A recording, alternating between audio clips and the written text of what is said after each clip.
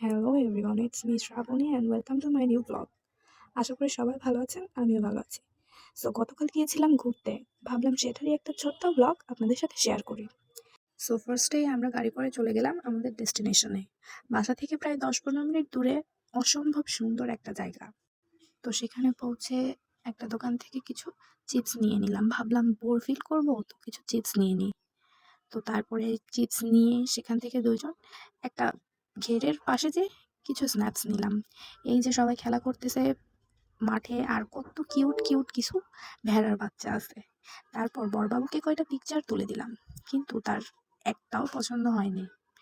আমি নাকি ভালো পিকচার নিতে পারি না। তারপর দুঃখ ভারাক্রান্ত মন নিয়ে সামনের দিকে গেলাম। যেহেতু বৃষ্টি হয়েছিল, যে কারণে ওয়েদারটা অসম্ভব সুন্দর লাগছিল। জাস্ট সি, আকাশটা কত সুন্দর লাগতেছে। এখানেও কিছু পিকচার নিয়ে নিলাম।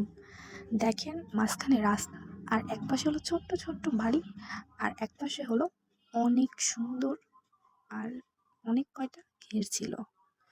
সো তারপরে আমরা একটু ঘেরের পাশে পাড়ে যেয়ে বসলাম, সেখানে বসে দুজন কিছুক্ষণ গল্প করলাম, টাইম স্পেন্ড করলাম।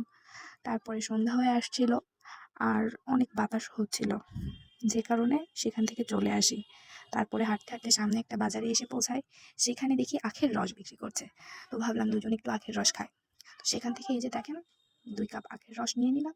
তো দুজন খেতে খেতে দেখলাম যে অনেক জোরে বাতাস হচ্ছে, আর জায়গাটা এমন জায়গায় ছিল যেখানে গাড়ি ঘোড়াও পাওয়া খুবই মুশকিল।